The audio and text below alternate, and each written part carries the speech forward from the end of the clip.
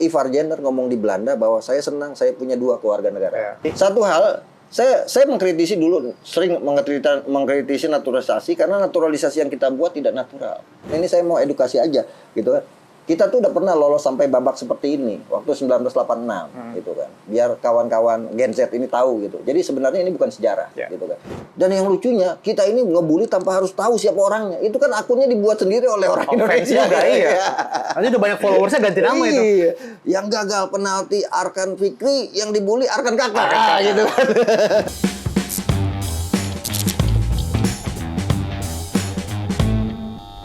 Halo guys, balik lagi bareng gua Dendi di YouTube channel Goal Media.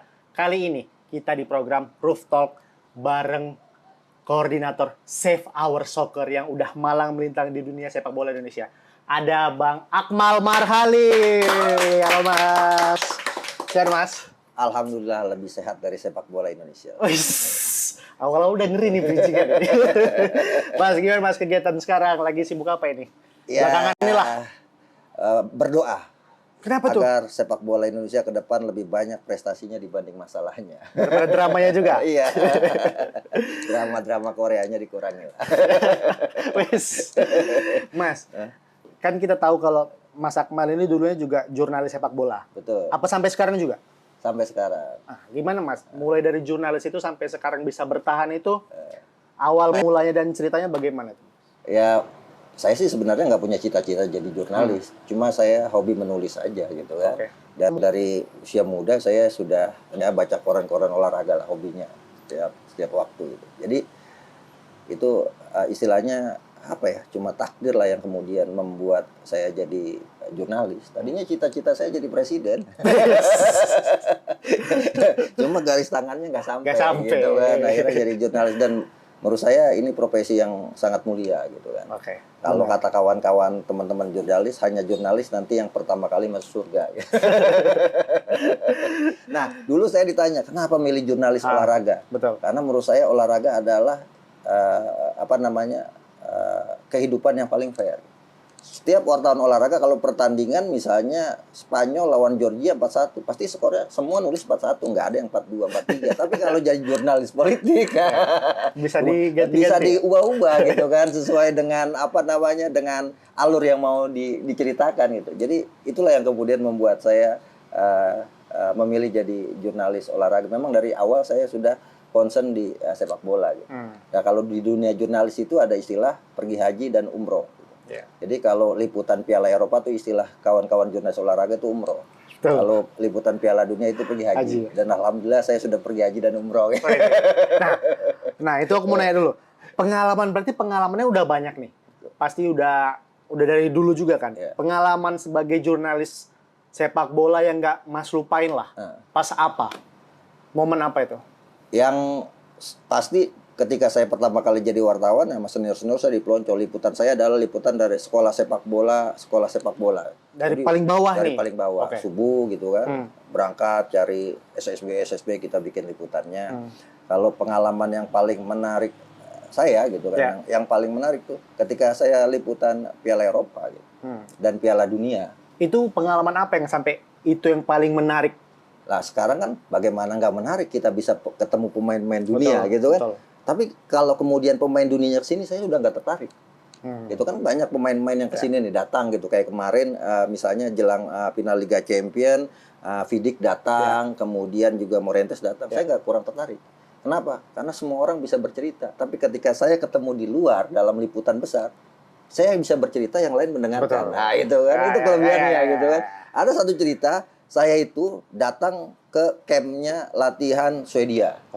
Saya datang dari Kloten menuju daerah di dekat pegunungan Alpen. Saya ke sana, pas saya ke sana datang, ternyata liputan hanya untuk wartawan Swedia. Ya kan, akhirnya saya ngamuk-ngamuk. Gitu kan, di sana tendang pagar lah, kemudian keluarin kata-kata kotor lah gitu kan. Sampai kemudian media officialnya Swedia datang. Kamu siapa? Saya bilang, saya wartawan. Dari mana? Dari Indonesia. Oh maaf, kita hanya untuk liputan wartawan-wartawan Swedia saja. Saya bilang, saya dari Indonesia yang penduduknya 275 juta. dan semuanya mayoritas penggemar Swedia. Gitu. Makanya saya datang ke sini. Saya lebih memilih datang ke Swedia dibanding ke Spanyol, saya bilang gitu kan, ke tim Italia, ke tim Prancis. Saya ke sini. Oh iya, iya. Akhirnya udah saya dibukakan untuk masuk. Itu zaman-zaman Swedia siapa itu? Ada Zlatan Ibrahimovic, ada Marcus Alba, gitu kan di sana. Akhirnya saya masuk, diwawancara lah seluruh wartawan Swedia tentang Indonesia dan tentang Swedia, gitu kan. Berarti jadi itu wartawan lokal sendiri, luar Swedia sendiri? Luar Swedia sendiri. Nah, kemudian sampai saat itu backgroundnya para pemain Swedia latihan, saya diwawancari. Akhirnya saya kirim ke kantor. Saya ini lebih hebat dari bos-bos di kantor. Kenapa? Saya bisa diwawancara oleh TV Swedia loh. Ya harus wawancara. Yang kedua, saya di Basel Stadium waktu itu saya liputan pertandingan Portugal lawan Ceko. Oke. Waktu itu kan partai terakhir saya nggak dapat ID untuk mix zone dan untuk wawancara, gitu kan, untuk ikut press conference. Akhirnya saya nunggu di luar. Saya sama teman saya Sabto Haryo Rajasa yang dulu bola kan, sekarang jadi pandit football itu kan. Udah, saya tunggu di luar. Masa kita pulang bareng ya? Oke, udah. Saya tunggu di luar. Saya pikir gini, saya nongkrong di lorong. Biasanya di lorong-lorong ini ada main bola gitu kan. Udah selesai, saya nongkrong. Siapa itu? Deko gitu kan. Udah, lagi temuin cewek-cewek itu kan di luar. Saya temuin Deko, saya foto, saya minta wawancara sebentar, dia mau gitu. Nah, setelah itu saya tunggu si Sabto pulang keluar bincang-bincang. Wah, kenapa lu bincang-bincang? Gua kejar Deko mau wawancara. Dia nggak mau wawancara, terus gua terpleset gitu ya. Jadi sampai akhirnya pincang nih gua. Gua bilang, ya Deko nggak mau wawancara sama lu karena maunya sama gua. Dia tuh keluar mau ketemu gua. Lu ngarang lu, kata dia gitu. Gua nggak pernah ngarang karena gua punya buktinya. Karena bisa wawancara. Iya, artinya jadi wartawan liputan event-event di luar itu yang pertama kegigihan, yang kedua keberuntungan. Betul. Yang berikutnya saya Piala Dunia 2010. Saya nonton semifinal Jerman melawan Spanyol di Durban. Saya nggak tahu itu stadion kan. Pulang, turun, saya nggak tahu, saya pencet-pencet aja kan tombol liftnya. Pas saya keluar, ternyata itu ruang gantinya Jerman. Terus ruang gantinya Jerman, habis di situ ternyata ada Joachim Löw gitu kan. Saya bilang, Joachim Löw. Saya pertama dong, take a picture dulu. Nah, dulu kan pakai kamera, nggak pakai handphone dulu kan, kamera cetak, foto gitu kan. Habis itu udah wawancara sebentar. Datang keamanan dari FIFA kan. Siapa kamu gitu kan? Nggak boleh di sini tempat steril lah. Kita pura-pura nggak bisa ngomong bahasa Inggris aja. I cannot speak English lah. Akhirnya dibawa keluar. Pas nyampe di luar, ketemu Franz Beckenbauer gitu kan, di lobi utama tuh kan. Ketemu Franz Beckenbauer, saya tanya, Beckenbauer, saya mau satu pertanyaan. Kenapa Jerman sampai kalah? Jawaban dia apa waktu itu? Tanyakan pada oktopus. Binatang sialan gitu kan. Waktu itu lagi rame tuh kayak gitu-gitu ya. Kan oktopus itu memprediksi yang menang itu Spanyol gitu kan. Nah, itu kejadian-kejadian yang seperti itu yang menurut saya sangat menarik gitu kan. Dan ada satu kejadian yang lebih menarik lagi adalah ketika saya kemudian final kan nggak dapat tiket tuh Piala Dunia gitu kan. Saya bilang sama panitia, kita nih wartawan jauh-jauh datang ke Indonesia, dari Indonesia ke masa nggak nonton final Piala Dunianya, saya bilang gitu. Sementara kawan-kawan yang punya ini dapat gitu kan, wartawan-wartawan negara-negara yang final. Kata panitianya, oke, kamu boleh nonton, tapi nggak dapat tempat duduk. Nggak masalah, saya bilang gitu kan. Udah, saya di atas di tribun, saya keliling-keliling, udah saya foto-foto aja nih. Saya nggak tahu kalau di depan saya itu semua istri-istri pemain Spanyol. Sampai kemudian selebrasi juaranya Spanyol, pemain Spanyol ke arah saya. Jadi saya punya foto ketika David Villa lagi angkat piala begini, gitu kan. Sementara wartawan lain nggak dapet. Nah, itu yang paling keren aja ya, pengalaman itu sih yang paling menarik. Emang rata-rata kebanyakan emang wartawan pasti punya cerita menarik masing-masing, Mas. Betul. Dan mungkin itu di profesi lain yang nggak bisa ada. Dulu saya kenapa mau jadi wartawan? Karena nggak pakai seragam. Oke. Ya kerja nggak pakai seragam. Jadi saya tuh selama 2 tahun saya jadi wartawan, tetangga saya taunya saya jadi satpam. Jadi gue tanya, kerja di mana? Satpam. Dia tahu kenapa saya berangkat sore jam 4, pulang jam 4 subuh gitu kan. Okay. Jadi setelah kemudian mereka tahu, oh ternyata dia wartawan ketika saya ada di TV. Kalau katanya satpam. Tahunya Satpam dulu tuh. Itu berarti terakhir ngeliput keluar itu kapan, Mas? Kalau liputan yang besar ya Piala Dunia 2010. Terakhir itu berarti. Sekarang ini udah masih ngeliput keluar-luar gitu apa udah nggak? Ya, ongkos sendiri lah gitu Oke. kan. Terakhir saya nonton Piala apa ya? Piala AFF.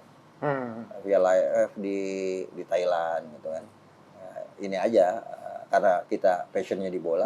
Ya kita nonton ke sana gitu. Nah, tadi Mas bilang passionnya di bola, dulu jurnalis. Tadi aku udah mention juga Mas Akmal sebagai koordinator Save Our Soccer. Mungkin teman-teman ada juga yang belum tahu. Save Our Soccer tuh mendalami di bidang apa sih, Mas? Jadi Save Our Soccer ini sebenarnya lembaga swadaya masyarakat yang kawan-kawan pada 2010 bentuk sebagai bentuk kegelisahan kita terhadap sepak bola Indonesia. Oke. Karena waktu itu sepak bola Indonesia begitu begitu buruknya lah gitu kan situasi dan kondisinya, di mana juara udah bisa ditentukan sebelum pertandingan dimulai.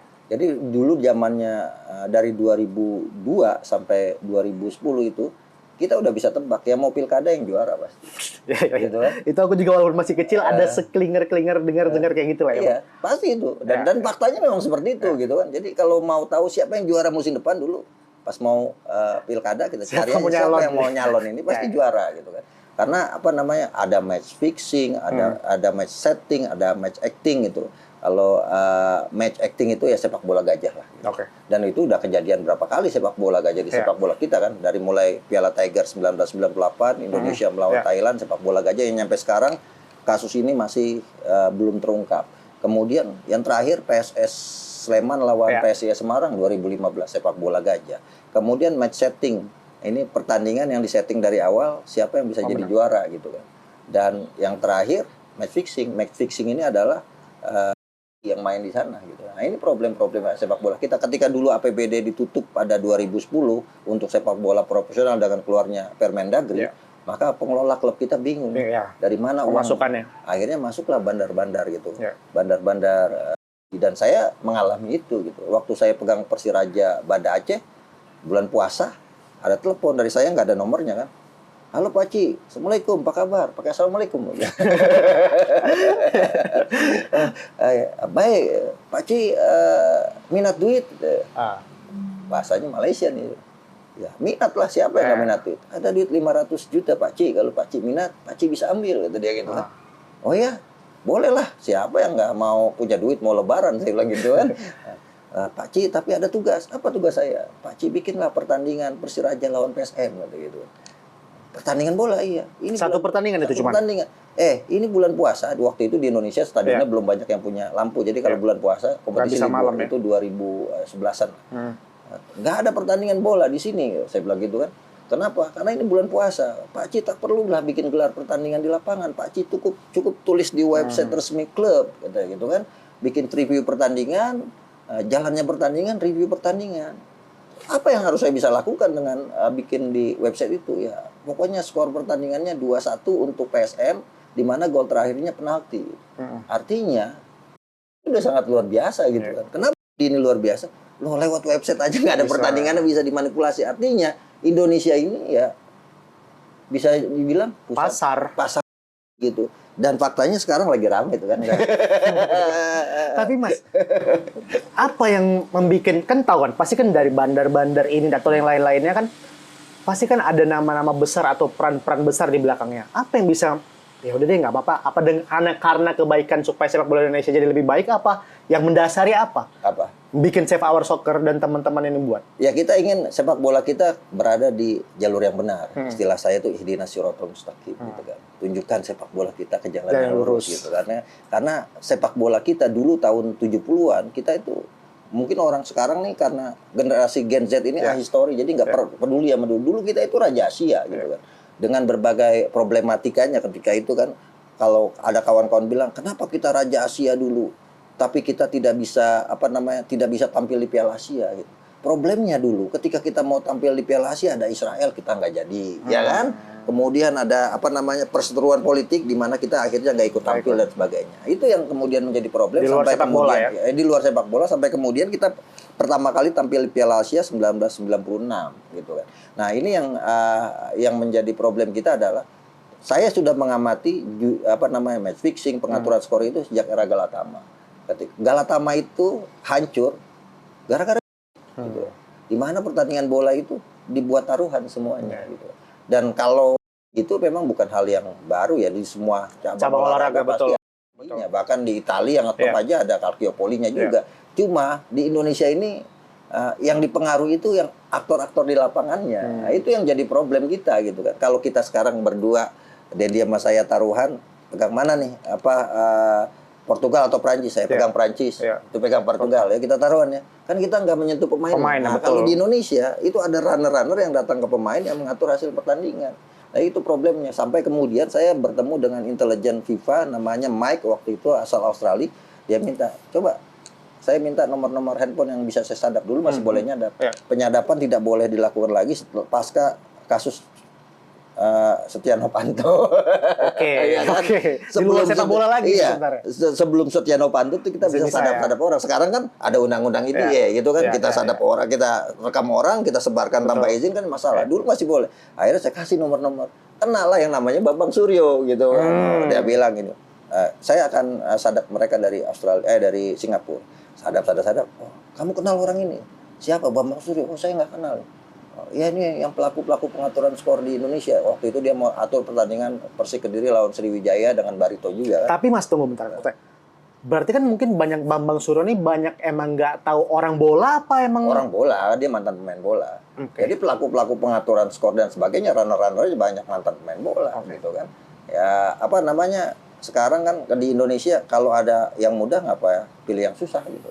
Itulah pola pikir kita yang nggak maju. Kadang-kadang ya kalau ada duit yang kayak gini bisa dapat duit banyak. Dulu kan waktu zaman APBD tinggal gampang.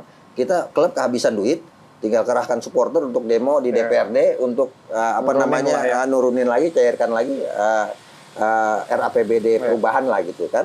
Nah sekarang kan udah nggak bisa gitu. Nah waktu itu kan pengelola sepak bola kita kan rata-rata pejabat daerah dengan PNS. Sehingga kemudian dikelola nggak secara profesional gitu. Sehingga ketika kemudian tidak ada uang masuk, maka pusing mencari uangnya. Dan kejadian match fixing ini bukan hal yang baru sejak zaman Galatama sampai sekarang. Sampai sekarang garis bawah ini sampai sekarang. Makanya kemudian sekarang Pak Erick Thohir bentuk Satgas Mafia Bola gitu kan. Dan kebetulan dulu waktu pertama kali Satgas Mafia Bola dibentuk zaman Pak Tito Karnavian, saya dulu salah satu yang menginisiasi produk itu gitu kan. Karena menurut saya bilang, waktu dulu Pak Tito nih, semoga Pak Tito masih ingat. Saya sama Najwa Shihab, Pak mau nggak citra polisi bagus? Saya bilang gitu kan. Dengan kondisi dulu habis 212 dan sebagainya kan. Apa caranya? Bikin Satgas Mafia Bola. Tangkap mafia-mafia bolanya. Kenapa? Karena pasti polisi akan mendapatkan apresiasi dari masyarakat yang sampai saat ini masih menunggu mafia bola ada nggak sih gitu kan. Yang ini yang berjilid-jilid ini kan. Iya gitu kan. Sampai akhirnya kan diciduk aja sama Pak Krisna Murty dengan apa namanya dengan sebagai wakil ketua gitu kan. Dengan Pak mantan Wakapolda DKI ini itulah Mas. Iya Pak Hendro gitu kan. Ciduk sampai kemudian ada komdis PSSI-nya yang kena juga, ada wasitnya yang kena juga, sampai wakil ketua umum PSSI-nya yang kena juga gitu kan dari kasus-kasus itu. Tapi kemudian permasalahannya adalah kita kadang-kadang kasus hukum positifnya diberlakukan, tapi hukum familinya tidak. Yang paling aktual misalnya sekarang PSS Sleman gitu kan, terlibat pengaturan skor ketika di babak 8 besar melawan Madura FC, dan situ secara hukum positif sudah ada 8 tersangkanya. Bukan jadi 8 tersangka lagi, sudah dijatuhi hukuman lewat pengadilan negeri Sleman, ya kan, Figit Waluyo, kemudian juga Pak Rumadi, kemudian juga asisten manajer, termasuk wasit, perantaranya, termasuk LO-nya semua sudah dihukum. Tapi kan ini hukum ini baru dalam lingkup hukum positif. Harusnya ketika hukum positif dijatuhkan, hukumnya football family dalam hal ini Komite Disiplin PSSI harus menjatuhkan hukuman juga. Nah, tapi kan sampai sekarang belum jatuh hukuman. Ini kalau berdasarkan misalnya Kode Disiplin PSSI pasal 64 ayat 5 itu sudah jelas hukuman buat PSS Sleman adalah degradasi. Ya. Yang kedua, kembalikan trofi kalau dia juara. Yang ketiga, didenda gitu kan. Ini kan kasusnya sama dengan Calciopoli-nya Juventus. Betul. Ketika Juventus kena Calciopoli, banyak yang ditahan semuanya, yang ditangkap. Kemudian pengurus-pengurus Juventus yang terlibat kan juga dihukum secara hukum football family. Dan klubnya juga kena. Didegradasi, dikurangi sampai 30 poin apa kalau saya nggak salah. Gelar juaranya, serianya dicabut gitu. Nah, ini yang harusnya dijadi contoh gitu. Saya melihat bahwa Itali 2 kali jadi juara dunia pasca memerangi match fixing di sepak bolanya. 82 waktu eranya Paolo Rossi itu kan. Nah, itu mereka juara. Bahkan Paolo Rossi terlibat pengaturan skor waktu itu kan di Serie A. Juara. Setelah itu Calciopoli juara lagi 2006. Ya kan? Juara. Kemudian Vietnam memberantas. Saya ingat Vietnam karena 2004 saya itu liputan SEA Games. SEA Games itu Vietnam itu timnya bagus banget gitu kan. Dan saingan utama Thailand. Ketika itu satu pemain yang disebut Pham Pham Nguyen itu disebut the next Diego Maradona-nya Vietnam. Mainnya bagus banget. Mereka tidak terkalahkan gitu. Sampai kemudian di final mereka kalah dari Thailand. Dan di final itu kemudian ada kasus di babak penyisihan grup di mana pertandingannya diatur oleh baru pemain. Ketahuan ya. Akhirnya 12 pemain itu dihukum oleh negara mereka dipenjarakan, kemudian dalam lingkup football family dilarang untuk bermain sepak bola selama seumur hidup. Habis itu Vietnam langsung lolos perempat final Piala Asia 2007. Habis itu mereka juara Piala AFF. Nah, saya membayangkan kalau Indonesia memberantas ini semua, ya juara Piala AFF yang dibilang sama kawan-kawan Piala Ciki ini bisa kita ambil gitu kan. Tapi Mas kalau misalnya match fixing ke pemain, kan kita tahu juga gaji pemain Indonesia ini kan sebenarnya gede-gede ya. Ya. Apa yang bikin mereka masih mau? Kan gede kan nominalnya. Oke. Apakah tiap bulan lancar? Itu kan. Itu kan problemnya. Betul. Jadi ada kasus nih, saya cerita aja. Kasus Perserang lawan Rans Cilegon waktu itu kan, 2019 ya, biar rame aja nih gitu kan. Tapi ini fakta, saya bisa bertanggung jawabkan. Jadi ya saya akan menghubungi teman-teman yang kemudian dihukum oleh PSSI larangan bermain seumur hidup. Ada 6 pemain Perserang waktu itu karena diduga pengaturan skor. Jadi pemain Perserang ini nggak gajian, ya kan? Nggak gajian mereka. Kemudian sementara manajemen nggak punya uang buat menggaji juga. Nah, manajemen klubnya main sama Bandar A. Nah, pemainnya ditemuin sama Bandar B. Betul. Ya kan? Jadi ketika itu ada rencana, kata kawan-kawan yang kemudian dihukum ini, bahwa manajemen itu nanti pokoknya habis pertandingan kamu saya gaji 10%, walaupun nggak menang. Walaupun nggak menang, ya kan? Sementara pemain-pemain ini ada yang ditawar dari Bandar, lu bisa nggak tahan Rans Cilegon? Kalau lu bisa tahan ya ada duitnya, 10 juta. Akhirnya karena nggak kompak, manajemen pusing kan, loh kok nggak jadi kalah ini gitu kan? Miskom. Iya kan, pasti ada yang main nih pemain-pemainnya. Akhirnya pemain-pemain itulah yang dilaporkan ke PSSI, akhirnya dihukum. Nah, harusnya ini kan PSSI waktu itu menyelidiki juga sampai mendalam. Siapa sebenarnya aktor-aktor ini semua? Tapi emang apakah pemain-pemain ini kebanyakan memang pemain-pemain bukan yang top?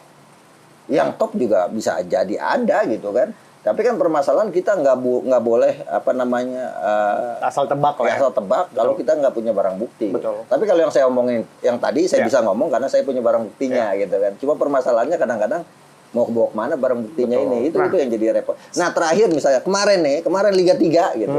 Ini saya cerita aja nih. Liga 3 di Banten nih, kita di Banten nih gitu kan. Ada Liga 3 itu pertandingan yang diatur juga untuk meloloskan satu tim gitu kan. Di mana pemainnya, kipernya ditelepon, lu kalah aja, lu lepas aja biar kita menang. Nanti di putaran nasional lu gue tarik sebagai pemain gua gitu. Sama salah satu klubnya di sana gitu. Klub ini masuk ke putaran nasional. Putaran nasional gitu kan. Artinya ya ini bukan barang baru gitu kan. Tapi masalahnya adalah apakah kita punya komitmen untuk memerangi ini semua itu kan. Nah, punya komitmen kan nggak bisa juga misalnya Pak Erick Thohir punya komitmen tapi elemen-elemen lain tidak mendukung. Nah, perlu kemudian ada dukungan dari semua pihak untuk membenahi ini semua dan ini penyakit yang udah akut gitu kan. Panjang bahkan kemarin saya ada laporan di pekan ke-31 Liga 1 kemarin itu kan 8 dari 9 pertandingannya terindikasi match fixing. Gitu kan. Ini fakta juga gitu kan. Cuma permasalahannya apakah ini bisa ditangani gitu kan. Nah, itu yang kemudian menjadi ini. Dan kita juga tidak bisa berharap juga kepada kepolisian untuk menangani. Tugas polisi ada lebih banyak. Ada yang 271 triliun gitu kan. ada kasus yang ramai sekarang final sebagainya. Ada kasus besar. Nah, karena itu saya tuh mengusul. Saya kebetulan anggota Satgas Mafia Bola gitu. Sampai sekarang? Sampai sekarang. Cuma permasalahannya sampai sekarang belum dapat SK. Nah, bagaimana kemudian ada satu paguyuban yang berkumpul di sana untuk kemudian bersepakat untuk menjadikan diri mereka untuk membentuk integritas sepak bola kita. Nah, itulah salah satu yang menjadi pemikiran utama dibentuknya Save Our Soccer. Karena sepak bola kita masih belum baik-baik saja. Kalau sepak bola udah baik-baik saja, Save Our Soccer akan dibubarkan. Janganlah, tetap menjadi penjaga. Karena kan pasti kalau dari api juga koordinasi juga kan ke Save Our Soccer. Betul. Jadi watchdog lah. Kita jadi watchdognya olahraga. Kalau di kepolisian ada Indonesian Police Force, di nasional ada ICW Indonesian Corruption Watch. Kita watchdognya bola lah sebenarnya gitu kan. Jadi yang jadi problem kita sekarang adalah kenapa kemudian match fixing ini masih terus terjadi. Selama klub tidak sehat keuangannya, maka potensi match fixing akan terus terjadi. Karena itu ke depan misalnya ini Liga 1 2024-2025, maka PSSI harus saklek soal keuangan. Klub itu harus punya deposito kalau perlu gitu kan, bank garansi 5 miliar yang dipegang oleh PSSI, di mana sewaktu-waktu kalau mereka gagal bayar gaji, pakai uang itu bisa dibayarkan. Apakah ini regulasi yang 8 pemain asing musim depan salah satu cara PSSI untuk ini yang bahaya, Den. Saya tuh berpikir regulasi 8 pemain asing ini bisa jadi baru gitu kan. Iya kan? Apalagi misalnya pemain asing diambil dari satu agen. Dia bisa atur hasil-hasil pertandingan kita semua kan. Nah, ini yang bahaya. Apakah ini dipikirkan juga? Itu yang pertama. Yang kedua, apakah klub-klub itu juga berpikiran selama ini kita punya kasus di FIFA gara-gara nggak gaji pemain asing, ya kan?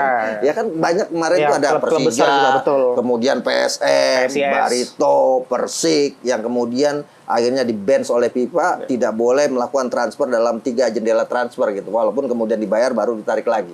Ini juga problem gitu. Apakah klub-klub kita mampu untuk ini? Ini enaknya adalah kalau pemain lokal nggak bisa lapor ke FIFA, gitu kan. Dia NDRC ada di Indonesia.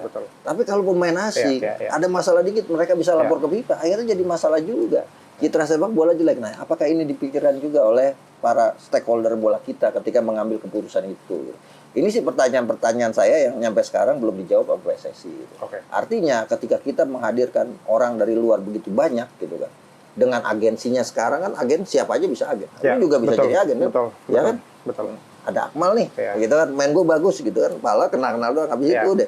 Nah, agensinya juga harus disertifikasi gitu. Sekarang siapa aja bisa buat. Iya, dan harus lisensi FIFA. Dulu itu tahun 2005 sampai 2008-an itu semua agen harus berlisensi FIFA. Nah, sekarang kebetulan katanya sudah mulai diberlakukan.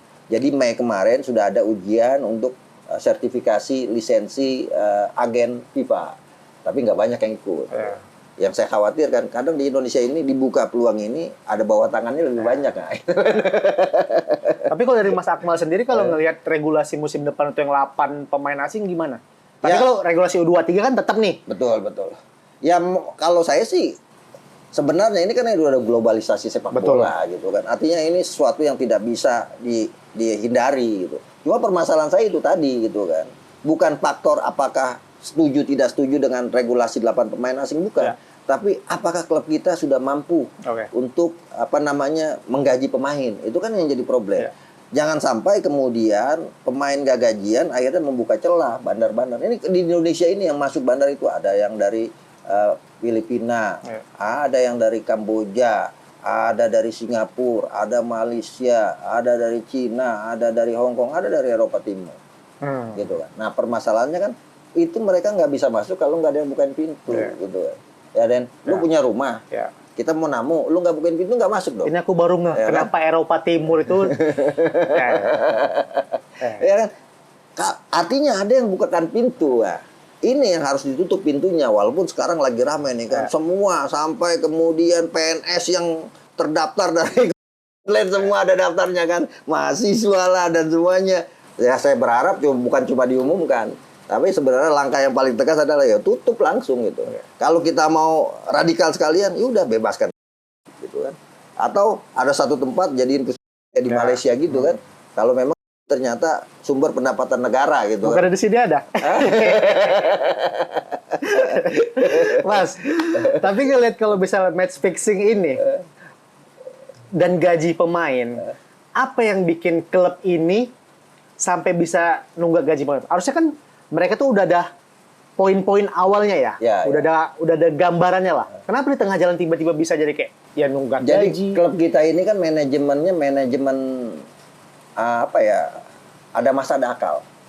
Jadi bukan manajemen yang terkonsep, yang udah terkonsep nih kelihatan Bali United gitu kan. Jadi mereka itu justru berpikirnya bukan lagi setiap tahun, tapi udah 5 tahun, 10 tahun gitu. Nah, Persib gitu kan. Tapi ada klub-klub yang cuma bicara gengsi, nggak punya duit tapi gengsi-gengsian aja gitu. Apalagi kalau misalnya dikelola oleh politisi. Nah, mau pencitraan nih kan, udah beli pemain bintang, supporter datang semua. Karena dulu itu sepak bola alat yang paling efektif sebagai mesin politik. Penunggang politik ya. Iya kan? Oh, yang habis itu kemudian selesai kompetisi juara, habis itu jadi jadi wali kota, bupati, gubernur pada jadi itu kan. Nah, sekarang udah nggak bisa dikelola itu. Dan juga bahkan sekarang banyak klub-klub yang sakit gara-gara kemudian dikelola oleh orang politik yang kemudian ketika dia gagal dia tinggal. Ya kan? Sebagai contoh nih, Sriwijaya FC kemarin kan pengen promosi dan sebagainya, ketika kemudian ada kasus pengelolanya yang juga bupati, akhirnya nggak gajian. Nah, nggak gajian ini kan karena manajemen keuangan yang lemah, punya duit 10.000 tapi beli pemainnya sampai 30.000 kan gitu kan. Iya kan? Itu yang menjadi problem kita. Yang kedua, banyak sisi-sisi lain yang jadi sumber pendapatan tapi tidak dimaksimalkan oleh klub. Sebagai contoh adalah transfer pemain. Persebaya betapa luar biasa punya pemain-pemain muda kan. Ada Hernando Ari, ada Marcelino, ada Rizky Ridho. Dia yang besarkan. Ada Supriyadi. Ada Supriyadi juga. Tapi ketika kemudian dia pindah ke klub lain nggak dapat apa-apa. Iya. Kenapa? Karena sistem pengelolaan klubnya masih tahunan gitu kan. Nah, ini yang menjadi problem yang harus dibenahi oleh sepak bola kita. Walaupun AFC sudah punya aturan kan. Lisensi klub profesional salah satunya adalah aspek legal, harus berbentuk entiti komersial perusahaan gitu kan. Kemudian yang kedua infrastruktur harus ada.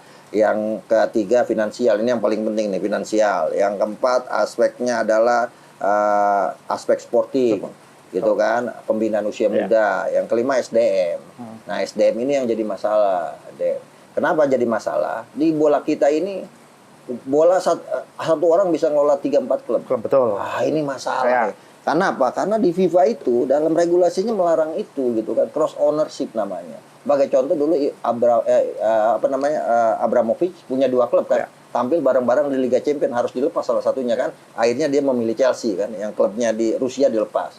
Kemudian kemarin sekarang ini juga kan, Manchester City sama Girona. Iya kan, ada problem-problem itu. Nah, kita ada klub misalnya di Liga 3 dikelola oleh 1 orang. Dan itu terjadi. Padahal itu dilarang oleh FIFA. Itu yang pertama. Yang kedua, problem kita jual beli lisensi.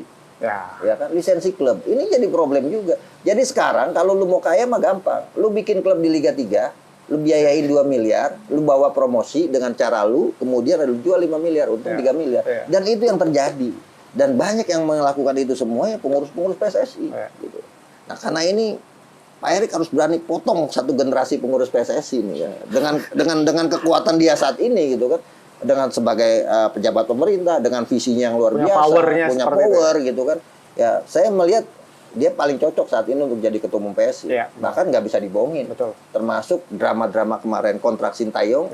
Ya kan, dia bisa mainkan itu kan. Akhirnya Pak Sintayong menyerah dengan syarat ya gitu kan. Karena isu-isu soal dia akan ditarik Korea untuk jadi pelatih itu kan untuk menaikkan nilai gitu, nilai keonest. Pada akhirnya Pak Erik jawabannya ya udah kalau mau ambil aja. Akhirnya menyerah tanpa syarat tanda tangan. Nah, itu salah satu hebatnya Pak Erik yang saya apresiasi. Cuma masalahnya di bawah-bawahnya ini masih banyak orang-orang yang bermain. Nah, ini yang harus kita kawal bersama. Salah satunya Save Our Soccer mengawal itu. Harus, itu emang harus ada lah Mas di satu lembaga yang emang harus untuk mengontrol sepak bola kita lah. Nah, aku tadi mau nanya juga, kalau menurut Mas Akmal, selain kita bilang Bali United dan Dewa United yang dari segi fasilitas yang kita bilang menurut Mas Akmal klub mana yang mungkin ke depannya yang bakalan ya bisa dari 5 aspek tadi memenuhinya lah? Ya kalau dari sekarang, dari 18 klub Liga 1, itu baru 10 yang memenuhi aspek. Artinya baru 8 tim yang memenuhi aspek layak klub profesional. 10-nya belum. Ya di situ ada tadi Bali United, kemudian Persib Bandung, Borneo FC, termasuk Madura United ada di situ, Bayangkara FC, kemudian juga ada Persebaya di situ kan. Tapi nggak tahu apakah itu benar-benar murni hasil verifikasi atau formalitas saja gitu kan. Itu kan jadi problem. Sekarang misalnya kan ya Madura lagi ada masalah keuangan juga. Ternyata klub-klub yang lolos verifikasi ternyata ada juga yang masalah keuangan. Sekarang ini untuk musim kemarin aja dari 18 klub Liga 1 gitu kan, 10 tim belum menyelesaikan gajinya. Ya kan? Dari 28 klub Liga 2, 21 tim belum menyelesaikan gajinya. Sementara kompetisi mau mulai besok 9 Agustus. Betul. Ya, artinya kan harus ada ketegasan, jangan sampai kasusnya kayak Kalteng Putra. Kalteng Putra gali lubang tutup lubang. Akhirnya ini kan jadi masalah. Nah, pemain nggak gajian kan gitu kan. Gimana waktu itu mau beli Ibrahimovic? Iya. Nah, ini yang paling penting buat pengelola sepak bola Indonesia gitu kan, bahwa kita harus siapkan uangnya dengan visible lah gitu kan. Jangan sampai kemudian karena gengsi dan sebagainya beli pemain mahal-mahal dan akan menjadi problem nggak gajian gitu kan. Kalau dalam bahasa agama ini dosa gitu kan. Utul ajiro ajrohu qabla ayaji farokohu gitu kan. Bayar gaji orang sebelum keringatnya kering karyawan kita gitu kan. Nah ini yang kemudian menjadi problem paling klasik di bola kita saat ini.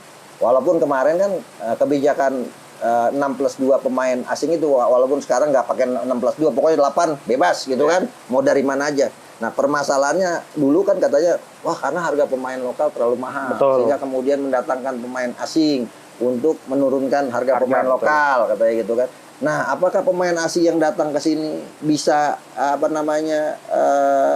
hanya karena murah, tidak berdasarkan kualitas? Ini yang repot. Dan akan ada masalah non teknis di klub yang mengontrak 8 pemain asing. Karena pemain asing datang ke Indonesia pastinya dia pasti mau main. Ketika kemudian ada 2 yang dicadangkan nggak main, ini akan jadi problem non teknis di tim tersebut. Harmonisasi tim bisa terganggu. Nah, ini yang harus dipelajari juga oleh klub-klub kita. Jangan karena karena harganya murah kemudian justru tidak mengangkat kualitas gitu. Nah, ini yang paling penting. Nah, yang kedua, itu ada sekarang kan alhamdulillah katanya ada salary budget yang sudah ditetapkan gitu kan. Maksimal 50 miliar untuk belanja pemain. Tapi itu harga yang terlalu tinggi 50 miliar. Katanya mau nurunin harga pemain tapi ya salary cap-nya 50 miliar.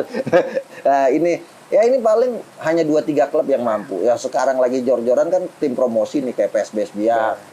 Kemudian Maluku Utara United. Maluku Utara United kemarin saya baca datanya, mendatangkan 12 pemain, sudah menghabiskan 39,9 miliar ya kan, untuk 12 pemain.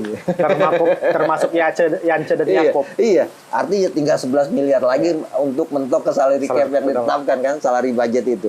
Nah, ya kita berharap jangan sampai ini. Yang kedua, ini juga PSSI harus jelas keuangan klub ini harus dipantau. Harus ada istilahnya auditor independen lah yang memantau, jangan sampai tempat jadi money laundry. Mas, aku sedikit mau nanya ini. Tadi kita udah ngomong dengan regulasi. Aku sedikit mau nanya, boleh lah ya? Gimana kasus misalnya yang kemarin-kemarin Kanjuruhan lah? Apa udah berhenti sampai sini aja? Kalau kira-kira Mas Akmal mau ngasih pendapat. Ya, saya termasuk orang yang sangat sedih karena Kanjuruhan tidak dituntaskan. Karena saya anggota tim gabungan independen mencari fakta kan. Waktu itu kan. Kita sudah buat pelaporan yang sangat luar biasa, tapi kemudian tidak dieksekusi secara serius oleh pemerintah gitu. Saya nggak tahu apa penyebabnya kemudian tidak dieksekusi, apakah ada faktor X dan sebagainya. Tapi menurut saya ini harus dieksekusi karena ini akan menjadi dosa yang berkepanjangan lah buat seluruh stakeholder sepak bola kita gitu kan. Karena 135 orang meninggal dunia ini nomor 2 terbanyak di dunia kan. Nah, yang menjadi problem kita yang sampai sekarang mungkin masih banyak saudara-saudara kita yang di Malang itu menangis karena kehilangan. Tapi kita merasa tidak punya dosa sama sekali. Bahkan sekarang misalnya Arema FC masih akan main di Malang lagi dan stadionnya ada Stadion Kanjuruhan direnovasi. Nah, kenapa Kanjuruhan ini tidak bisa dituntaskan? Tugas tim gabungan independen pencari fakta adalah hanya untuk memberikan rekomendasi. Ada batasan ya? Ya ada batasan, memberikan rekomendasi sampai batas waktu ketika itu tanggal 40 hari ya, ketika itu sampai tanggal 10 November. Setelah kejadian? Iya, setelah kejadian kan kita diangkat tanggal 5 sampai tanggal 10 November. Kita selesaikan tugas, memberikan rekomendasi. Rekomendasi yang hanya dijalankan cuma satu. Der. Apa itu? Pergantian ketua umum PSSI. Hanya itu. Tapi ada nggak waktu itu membuat kalau Arema harus degradasi? Kita tidak masuk ke ranah itu, karena itu adalah ranahnya football family. Oke. Ya kan? Kita tidak masuk ke ranah itu. Yang kita masukkan ranah-ranah hukum positifnya, gitu kan. Kita ada beberapa yang harus harus dijadikan tersangka gitu kan, siapa saja. Itu hasil rekomendasi dari kita. Tapi kan semuanya jadi nggak tuntas. Ya. Nah, yang saya khawatirkan ketika kasus ini nggak tuntas akan ada masalah horizontal di masyarakat. Betul. Yang saya khawatir adalah misalnya daerah Malang dan sekitarnya konflik antara polisi dengan warga. Nah, ini yang harus segera diselesaikan. Saya pikir Pak Listio Sigit punya resep yang bagus untuk kemudian menyelesaikan ini. Apalagi sepak bola kan akan selalu bersentuhan dengan polisi dalam urusan perizinan dan dalam urusan pengamanan gitu kan. Dan saya pikir harus ada yang memfasilitasi untuk rembuk Malang lah, antara pihak kepolisian dengan pihak masyarakat yang menjadi kalau kemudian masalah hukumnya tidak bisa diselesaikan, tapi masalah humanisnya, hubungan antara orang per orang itu diselesaikan.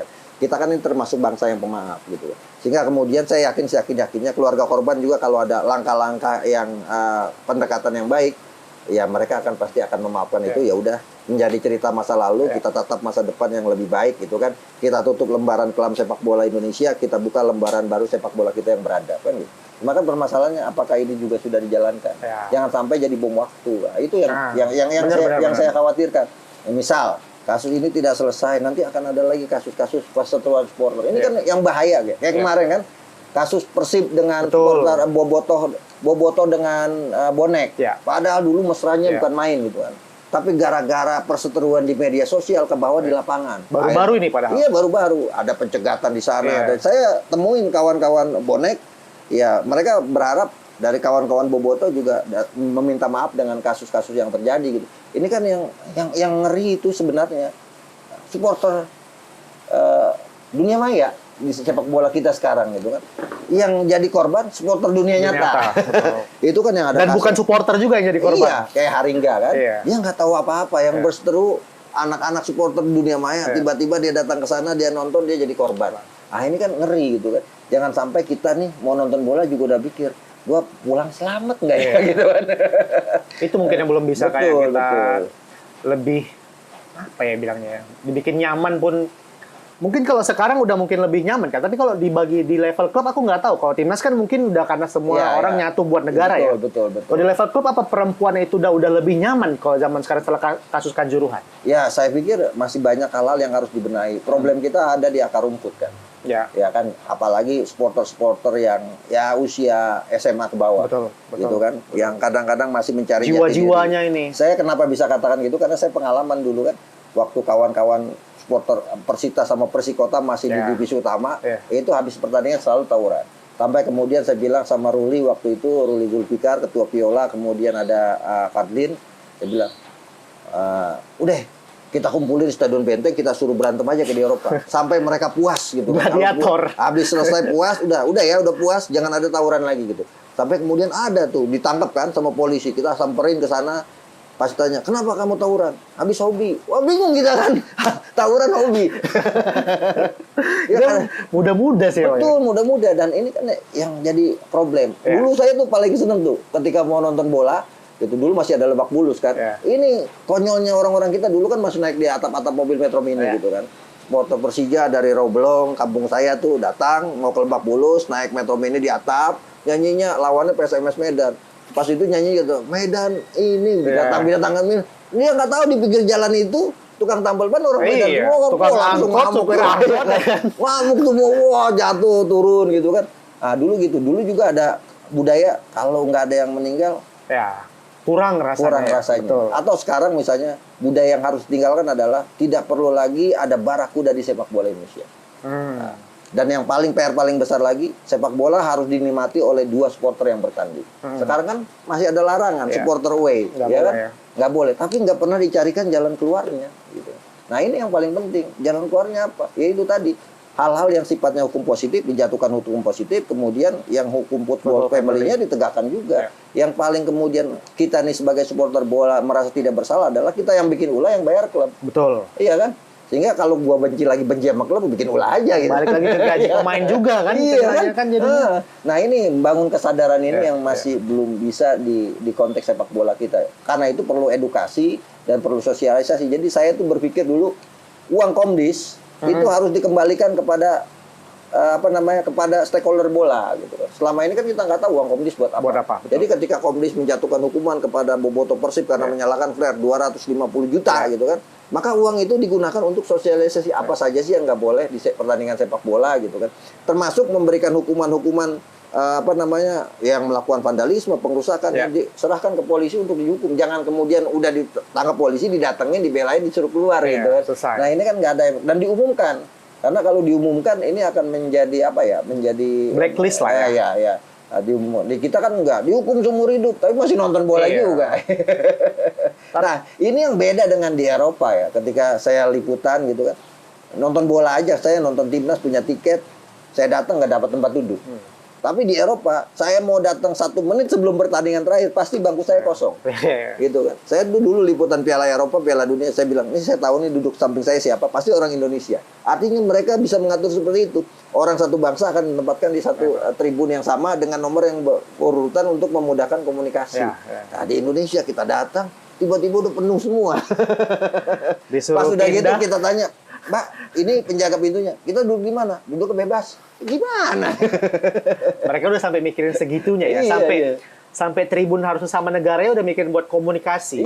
Pakai SDM-nya tuh, Mas. Nah, itu yang sangat luar biasa. Apakah ini juga PR buat Pak Erick Thohir? Karena mungkin kita tahu Pak Erick Thohir kan sekarang lagi fokusnya ke timnas saja nih. Kedepannya. Tapi saya udah tanya kemarin ketika ketemu, Mal, dia bilang bantu sama teman-teman juga bahwa musim tahun 2024 ini saya akan mulai fokus ke Liga. Ya saya usulin aja, Pak, kalau Liga mau bagus, yang pertama adalah LIB harus dirombak.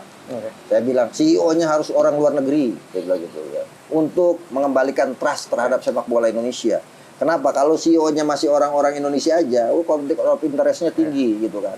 Kayak sekarang kan misalnya Pak Teddy Cahyono masuk sebagai komisaris karena itu memang aturannya. Tapi kan orang yang nggak tahu, nggak paham, wah orang dalam udah masuk lagi nih untuk amankan gitu kan. Pak Peri Paulus ada kecenderungannya darahnya darah Persija. Sehingga kemudian orang menganggap ya Persija aman lah, ada orang dalam. Nah karena itu orang luar negeri. Saya bilang Kamboja ini liganya jadi bagus karena mendatangkan Satoshi Saito kalau nggak salah kan dari Jepang. Jadi bagus. Kita datangkan aja kontrak mereka untuk kemudian kelola kompetisi kita. Karena orang Indonesia itu segan kalau mau ada orang asing. Ya minimal susah untuk komunikasi kan jadi nggak berani ngomong. Iya nggak berani ngomong kan. Iya sih benar sih. Kamboja sekarang udah termasuk dan budaya itu dan itu terbawa dalam kehidupan gitu. Kita nggak tahu, kita terlalu luar biasa sama orang asing gitu kan. Iya kan, sampai orang yang ini karena bule kita anggap luar biasa gitu. Benar. Luar biasa padahal nggak juga. Benar. Paling kadang kita lebih juga kadang. Kita lebih hebat gitu. Orang saya pernah dibohongin sama orang asing. Kita nggak ngomongin liga lah Mas, Liga Indonesia, ASEAN aja lah. Kita sekarang peringkat 28 Asia. Ya, Asia. Ya kan? ASEAN nomor 6 ASEAN nomor 6. Ya kan? Nah, kenapa kita peringkat kita rendah? Karena klub-klub kita nggak ada yang pernah serius ikut kompetisi Asia. Betul. Gitu kan. Makanya sekarang ada Persib, ada Madura United, kita berharap serius. Nah, dulu kita masih tampil di Liga Champion. Nah, sekarang kita Persik Kediri, karena untuk mengakomodir Indonesia dengan supporter yang luar biasa, akhirnya dibuatlah Liga Champion level 2. Biar ada Indonesia. Karena Indonesia ini pasar yang luar biasa loh. Kita ini kalau untuk urusan peralatan sepak bola kita nomor 1 di seluruh dunia. 16 main aja stadion penuh kan hanya di Indonesia tuh kan. Kan udah juga Martin Paes kan menang kan voting MLS kan. Iya. Pokoknya kita kalau voting itu juara 1 lah. Kita tuh dua kali juara dunia. Voting tapi. Iya. Nah, ini yang budaya sepak bola kita ini tinggi gitu kan. Cuma budaya tertibnya dan disiplinnya belum. Nah, ini yang jadi problem. Jadi menurut saya LIB tahun pertama ini 3 tahun ini saya berharap Pak Erik berani datengin orang dari luar untuk pimpin LIB, sehingga kemudian kecenderungan orang terhadap adanya orang dalam, adanya di bawah tangan dan sebagainya, pengaturan lain-lain ini tidak terjadi lagi. Yang udah bagus wasit, kan ada dia instruktur wasitnya atau ini wasit dari asing kan, ya kan sekarang udah jalan bagus, nggak ada yang berani, walaupun kemarin ada yang nakal-nakal kan. Ada yang tetap si instruktur asingnya dari Jepang itu pimpin, tapi tetap ada yang minta-mintain juga kan, ngutip-ngutip uang ini kan 500 ribu yang akhirnya kebongkar, yang akhirnya dihukum semua itu kan. Nah, budaya-budaya itu harus sudah mulai ditinggalkan sama para pelaku sepak bola kita. Kalau menurut Mas Akmal, terobosan apa yang harus dilakukan Pak Erik lah supaya liga ini kita nggak usah ngomongin baik dulu lah, menuju ke sana dulu lah pelan-pelan. Ya, yang paling gampang menurut saya tegakkan aturan. Itu paling gampang. Tidak ada lagi tawar-menawar. Kalau VAR tetap ngaruh apa enggak? Adanya VAR atau enggak adanya VAR? Nah, permasalahannya VAR ini kan di dunia aja kontroversi juga VAR ya kan. Bahkan Piala Eropa sekarang gol paling banyak lewat VAR yang dibatalkan. Top skornya VAR karena membatalkan banyak gol. Ada sekitar 12 kan. Terutama Lukaku membatalkan semua VAR. Kemudian nomor 2-nya gol bunuh diri ya gitu kan. Jadi VAR ini sebenarnya sangat membantu buat konteks Indonesia yang SDM wasitnya harus saya katakan masih rendah. Gitu kan. Sehingga kemudian wasit nggak bisa main-main lagi gitu kan. Cuma permasalahannya, apakah orang Indonesia ini paham tentang aturan VAR? Itu kan kita dari kemarin teriak-teriak VAR. Kirain VAR dipakai di Piala Asia kita protes, ya kan? Enggak, masa kita dapat ini wasit nih, atur semuanya. Ini harusnya nggak bener gitu kan? VAR ketika Rizky Ridho di kartu merah, ketika kita dapat penalti, gitu kan? Sananta kartu merah, kemudian ketika Rizky Ridho kena penalti. Ini nggak benar VAR gitu kan, kita protes. Artinya apa? Kita minta VAR tapi kita tidak belum paham siap. itu. Nah, sekarang sebenarnya ada waktu sampai 9 Agustus sebelum kick off ini sosialisasi VAR ini. Apa saja yang boleh VAR gitu. Jadi mumpung saya ngobrol di sini, ya sedikit lah saya edukasi. Yang pertama, VAR itu hanya bisa dilakukan untuk 4 hal. Gol tidak gol, ya kan? Offset tidak offset. Kemudian yang kedua adalah terkait dengan yang ketiga direct card, kartu langsung. Yang keempat, kesalahan identitas, ya kan? Kartu merah, kartu kuning harusnya buat Akmal dikasih ke Dendi ya. Itu yang kemudian bisa dicek VAR. Jadi tidak semua kejadian di lapangan harus dicek VAR gitu kan. Jangan sampai kemudian ada kayak kemarin kan gini-gini minta VAR. Artinya dia nggak paham bahwa ini tidak bisa dicek VAR. Sebagai kasus contoh misalnya yang kartu merah Ivar Jenner. Itu nggak bisa cek pakai VAR. Karena itu kartu kuning pertama, habis itu kartu kuning kedua yang areanya bukan urusan gol, tidak gol. Offset tidak offset, itu ijtihad wasit ya gitu kan. Itu ijtihad wasit yang ada di area lini tengah. Lain ceritanya misalnya apakah harus kartu gitu kan. Nah, kayak Ramadan Sananta kan. Ternyata kartu kuning udah dikasih wasit, ternyata dari VAR ada kejadian yang tidak dilihat wasit yang harus dicek lagi. Akhirnya Sananta karena kartu merah karena ternyata pelanggaran yang dilakukannya berbahaya. Lebih parah. Hal-hal yang semacam ini yang harus disosialisasikan. Jangan sampai kemudian penonton kita nggak paham, setiap pertandingan minta VAR, nggak diturutin, dibakar VAR-nya kan mahal. Ini kan problem sepak bola kita. Mahal VAR ya. Sampai baru saat ini baru PSSI yang realisasikan ya. Mas, sekarang kita ngomongin Erick Thohir tadi pasti nggak jauh-jauh dengan Timnas dan juga Sintayong. Sintayong dulu lah. Dan berperpanjang kontrak ke 2027. Gimana ngelihat progres Timnas bersama Sintayong udah dari 2019 sampai sekarang udah berarti udah 5 tahunan lah ya. Dan bakal perpanjang sampai 2007. Artinya Sintayong punya kesempatan jadi warga negara Indonesia. Lebih 5 tahun. Punya kesempatan juga ikut Pilkada DKI.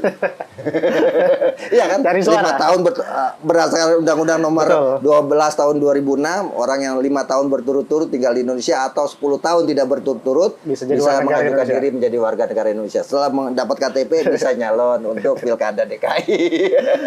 Kalau nggak mau dikoreksi dia aja. Iya, kalau perlu Sintayong dinaturalisasi. Jadi apa nih? Jadi warga negara Indonesia, warga negara Indonesia yang tugasnya melatih sepak bola Indonesia gitu kan. Bahkan kalau setelah itu jadiin direktur teknik.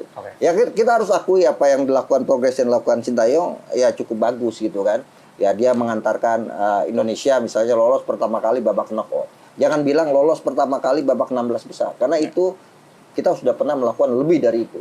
Piala Asia 1996 itu 12 tim, kita udah 12 besar karena pesertanya 12.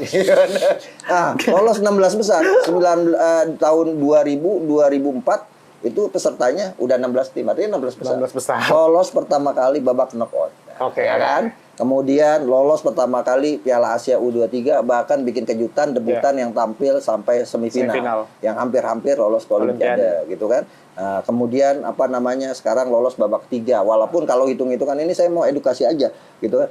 Kita tuh udah pernah lolos sampai babak seperti ini waktu 1986 gitu kan. Biar kawan-kawan Gen Z ini tahu gitu. Jadi sebenarnya ini bukan sejarah gitu kan. Tapi prestasi gitu. Karena selama ini dalam kurun waktu dari 85 nyampe sekarang berapa tahun tuh kan? 20 tahunan ya. Baru kali ini terjadi lagi terjadi lagi gitu kan. Terjadi lagi. Jadi ini prestasi gitu. Tapi bukan sejarah gitu. Karena sejarah yang hampir lolos selangkah lagi itu 1985. Itu lawan Korea ya? Lawan Korea Selatan, Barcematula Pelwa. Saya ingat banget waktu itu pelatihnya Barcematula Pelwa, kemudian pemain-pemainnya ya Herman Shah, Erik Iswanto gitu kan. Kemudian apa namanya ada Bambang Nurdiansyah di sana. Kita kalah di Korea 0-2, di sini kalah 1-4. Kalau kemudian dulu itu peserta Piala Dunianya dari Asia cuma 2. Yang akhirnya lolos Korea Selatan dan Irak. Ya kan, kalau udah 8 plus sekarang udah lolos Indonesia.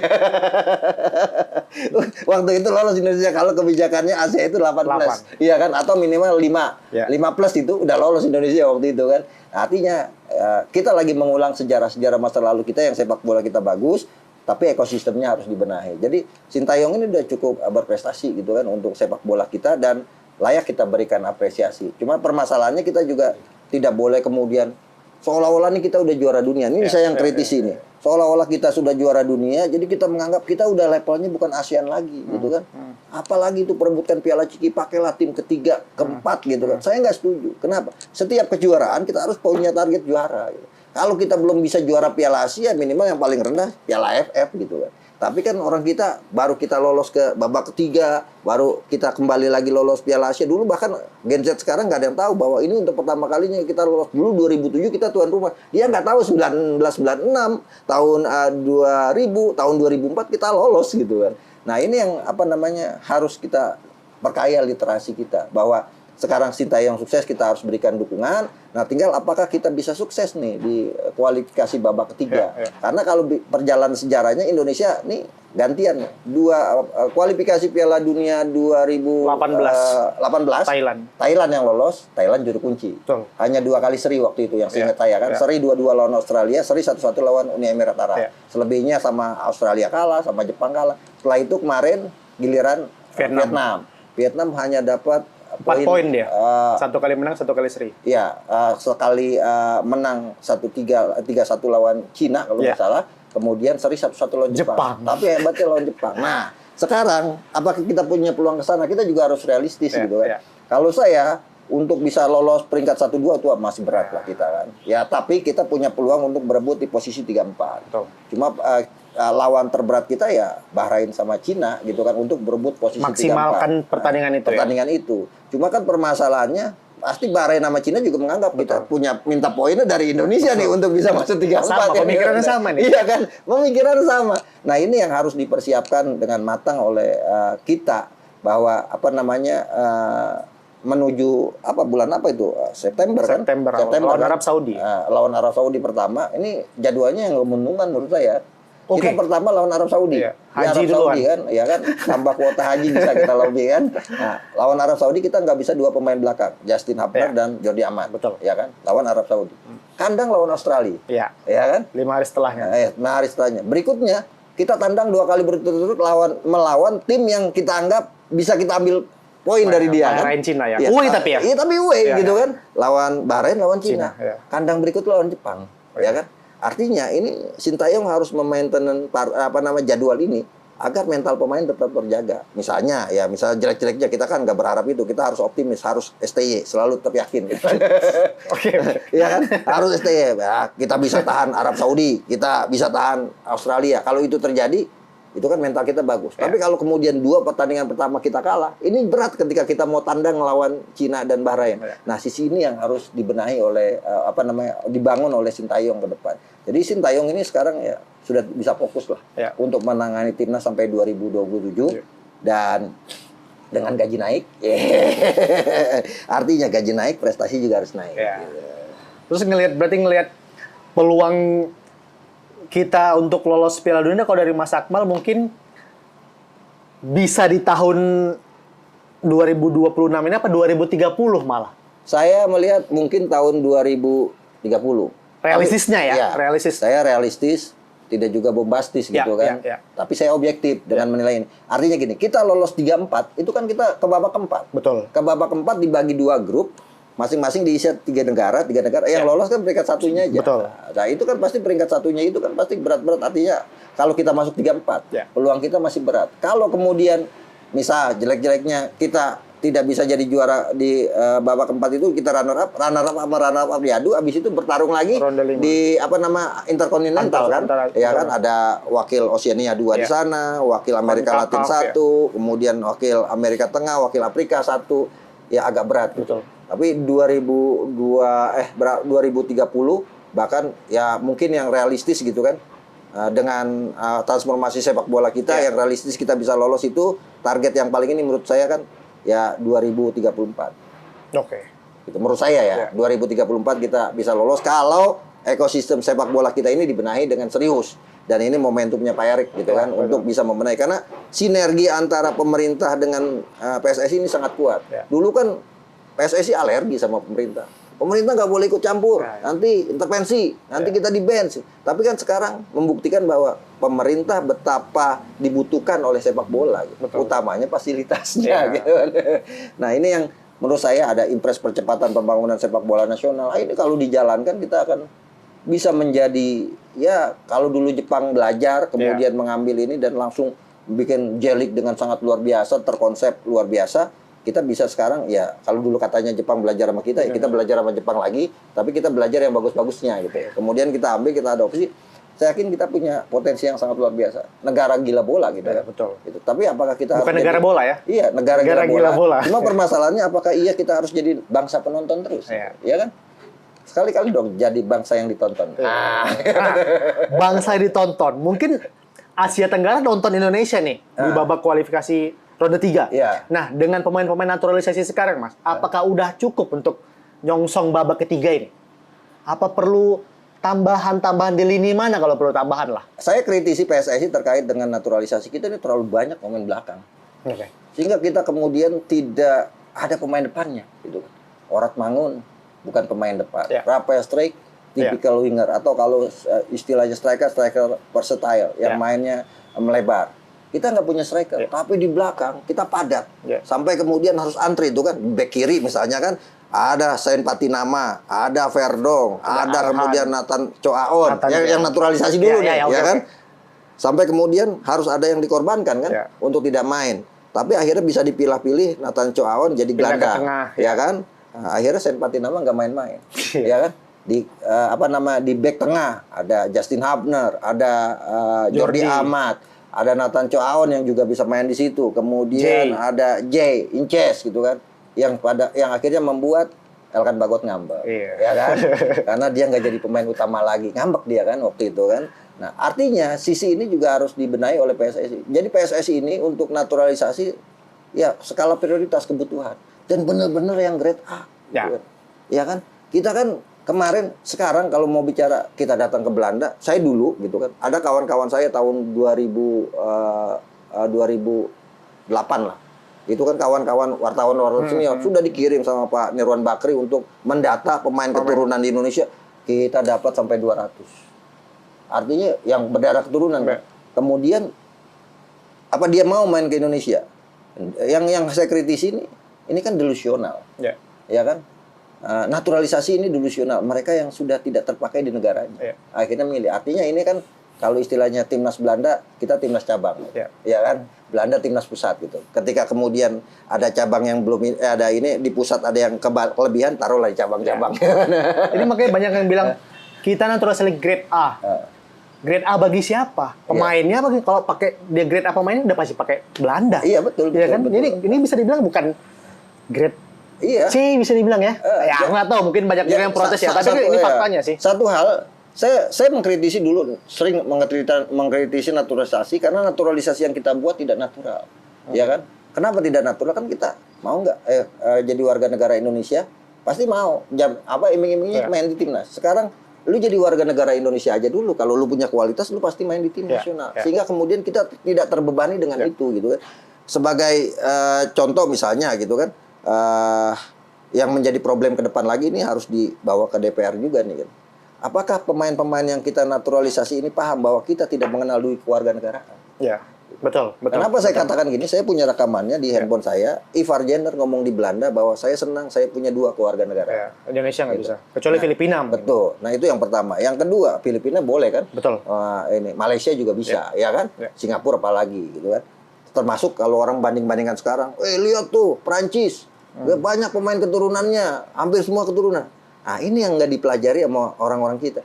Prancis itu mereka dari kecil tinggal di sana. Menjadi warga negara sana, memutuskan skala di sana gitu. Kalau kita enggak kan, yang dari luar kita tarik-tarikin gitu. Sama Maroko, mereka memutuskan untuk menjadi warga negara Maroko dengan dengan kesadaran sendiri tanpa kemudian ditawari jadi pemain tim nasional waktu itu kan, ya kan.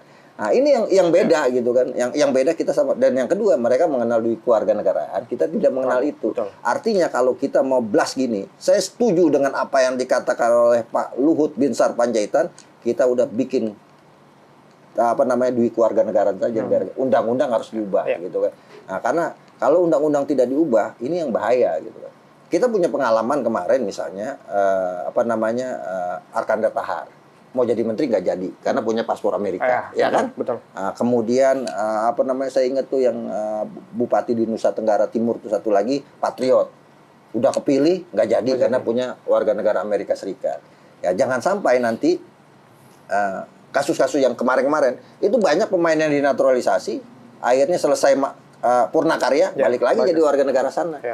Contoh ya. Sergio Pandej, ya kan? Rafael Mastimo misalnya, kawan-kawan kita semua, atau Tony Kusel dan sebagainya jadi warga negara sana lagi. Jadi kita ini hanya jadi tempat untuk memperpanjang nafas gitu kan. Nah ini yang jadi problem. Nah, yang perlu dipikirkan ke depannya lagi adalah yaitu undang-undang kita gitu kan. Jangan sampai kemudian kita mengangkangi undang-undang hanya untuk mencari jalur instan. Itu yang saya kritisi. Kalau saya bukan benci sama naturalisasinya, tapi proses yang dijalankan apakah sudah sesuai undang-undang atau tidak. Kalau kita kemudian memaksa undang-undang, ini bahaya gitu kan. Karena nanti akan sangat berpengaruh lagi kepada sosio-kultural bangsa kita. Yang sekarang ini kan kita mengelulukan semua. Saya tuh kadang-kadang ikut membatin, kasihan dengan pemain-pemain bagaimana yang kemarin mereka sudah berjuang luar biasa, sudah tidak dihargai lagi gitu kan. Padahal mereka tidak berprestasi, tapi mereka adalah pejuang bangsa kita di sepak bola, dan itu kita harus hormati. Kalau bicara naturalisasi gitu kan, kita napak tilas misalnya 1938 ketika kita Piala Dunia kita juga banyak tuh pemain. Jadi sekarang ini napak tilas 1938. Ketika itu banyak pemain keturunan Belandanya juga gitu Hindia kan. Belanda namanya. Belanda. Piala Dunia lagi kita. Cuma sekarang bedanya kan dulu kita memasok pemain nasional ke Belanda yang berdarah Maluku. Sekarang balik, Belanda yang memasok tim nasional ke kita gitu kan. Dan kita berharap bukan cuma masuk pemain, tapi pembinaan sepak bolanya Belanda juga bantu. Nah, itu paling keren gitu kan. Sih. Mungkin lebih jangka panjangnya lebih ke situnya ya. Betul. Pembinaan antar federasinya membantu. Kan ada Ayak di sana gitu kan, Akademi Ayak yang sangat luar biasa. Utre ada. Ya saya pikir itu yang paling penting gitu kan. Dan yang pasti sekarang ini ya semua pemain yang sudah jadi warga negara Indonesia dan menjadi pemain tim nasional dengan di bawah Sintayong ya harus kita dukung dan kita support, itu aja. Gitu. Karena ya kalau udah bela negara pakai baju timnas kadang udah lupa tuh Mas. Iya. Udah nggak tuh, udah gabung aja kelihatan, apalagi sama. Tapi jangan didikotomikan, itu yang saya tidak setuju. Didikotomikan gini, Giran bagus, ya kan, Giran jelek. Oh ini strikernya Sananta. Terus kipernya Hernando Ari, coba Martin Paes, gitu. Itu salah gitu ya. Jadi kita merendahkan bangsa kita sendiri. Kalau Marcelino dihabis caci maki karena dianggap nggak bagus gitu kan. Ya menurut saya setiap pemain itu ada masanya dia ada masa off day, ada masanya on fire gitu kan. Ya jadi itulah pemain bola. Sekarang aja Cristiano Ronaldo sama Messi aja, ya kan, lagi off day terus tuh. Belum cetak gol sama sekali di Copa America sama Piala Eropa kan, ya kan. Ronaldo sudah 20 peluang, tidak satu pun gol, termasuk penalti nggak bisa masuk ya. Artinya ada waktunya gitu. Jadi kita kadang-kadang kita nih yang saya sebel gitu kan.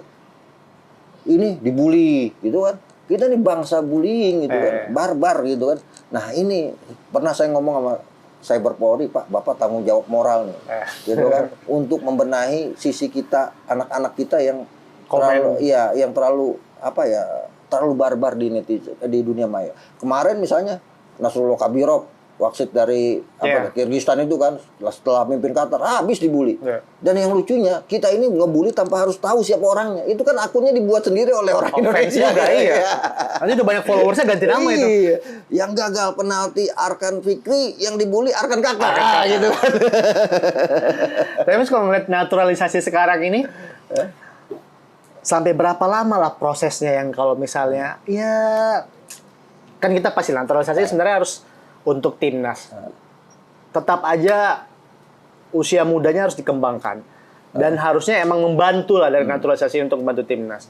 Kira-kira untuk jangka panjang apa cocoknya untuk sekarang-sekarang ini aja? Untuk target yang lolos Piala jangka pendek. Tugas utama PSSI bukan melakukan proses naturalisasi. Tugas utama PSSI berdasarkan statuta, berdasarkan undang-undang adalah melakukan pembinaan. Jangan sampai terlupakan gitu kan. Bahwa pembinaan ini yang paling penting. Karena tim nasional yang kuat berawal dari pembinaan yang hebat gitu kan. Nah ini yang kemudian jangan sampai kemudian ini menjadi budaya kita yang baru, seolah-olah kita tidak punya kepercayaan terhadap produk yang kita punya gitu. Dan yang saya kadang-kadang miris jadinya sampai di Menpora ada deputi yang tugasnya untuk mencari pemain diaspora. Dan itu bukan cuma di sepak bola gitu, di seluruh cabang. Saya pikir kok kita lari dari tanggung jawab kita untuk melakukan pembinaan di dalam negeri dengan mencari orang-orang di luar gitu kan. Dan kesannya kita mau nggak lu jadi warga negara Indonesia, lu ini. Akhirnya kan ada beberapa pemain yang kemudian pindah warga negara juga nggak dipakai sama Sintayong kan. Sirus Margono misalnya kan. Ya karena dipaksakan. Atau ada beberapa pemain yang sekarang di usia muda yang dipaksakan untuk masuk. Ya nggak lebih baik dari pemain yang ada di kita loh. Artinya kita punya potensi besar kalau dibina dengan benar gitu kan. Nah inilah tugas dari PSSI. Saya pikir PSSI harus punya batasan untuk melakukan proses naturalisasi. Selanjutnya ya natural aja gitu. Ada orang kemudian tiba-tiba misalnya Gus Hiding karena Gus kan keturunan Kiai Jawa Timur gitu kan. Ya kan mau jadi warga negara Indonesia, ikuti prosesnya aja. Kemudian kalau kemudian dia jadi warga negara Indonesia, dia punya kualitas, dia ngelatih pasti tim nasional Indonesia. Ada juga Dendi nih kan punya keturunan darah Indonesia separuh, Mozambik separuh gitu kan. Tengah Suriname. Iya kan, iya Suriname lah. Nah, ke Indonesia dengan kesadaran diri ingin melakukan ini. Yang saya sedihkan kadang-kadang ada pemain-pemain yang sudah 10 tahun lebih tinggal di Indonesia, sudah menikah dengan orang Indonesia, tapi susah jadi warga negara Indonesia. Biayanya besar sekali, gitu kan. Betul. Tapi ada proses yang dimudahkan, sangat mudah sekali dilakukan oleh negara kita. Ini kan artinya kita mengangkangi undang-undang yang kita punya gitu. Saya tuh kadang-kadang sedih ngelihat teman-teman nih misalnya ya Ronaldo Wateh bapaknya gitu kan, atau Fabio Oliveira ada, atau Jackson F. Thiago ada gitu kan, atau beberapa pemain yang sudah 10-an tahun tinggal di Indonesia, dia ngurus jadi Antonio Claudio baru kemarin ini karena dia katanya dia harus menabung dulu kan untuk biayanya yang sangat besar. Artinya mereka berdasarkan undang-undang punya hak untuk jadi warga negara Indonesia. Mereka juga tidak kemudian ya karena merasa dia ingin tinggal di Indonesia, tidak juga udah tidak bisa menjadi pemain tim nasional. Tapi berdasarkan undang-undang kan bisa. Betul. Artinya ini juga harus menjadi perhatian pemerintah. Jangan sampai kemudian warga negara kita bertambah gara-gara sepak bola. Tapi setelah sepak bola balik lagi mereka. Iya, itu yang jadi batasan. Yang kedua itu tadi mereka juga harus dikasihkan pemahaman bahwa Indonesia hanya mengenal satu keluarga negara, tidak dua. Jangan sampai kemudian nanti ada manipulasi-manipulasi yang terjadi.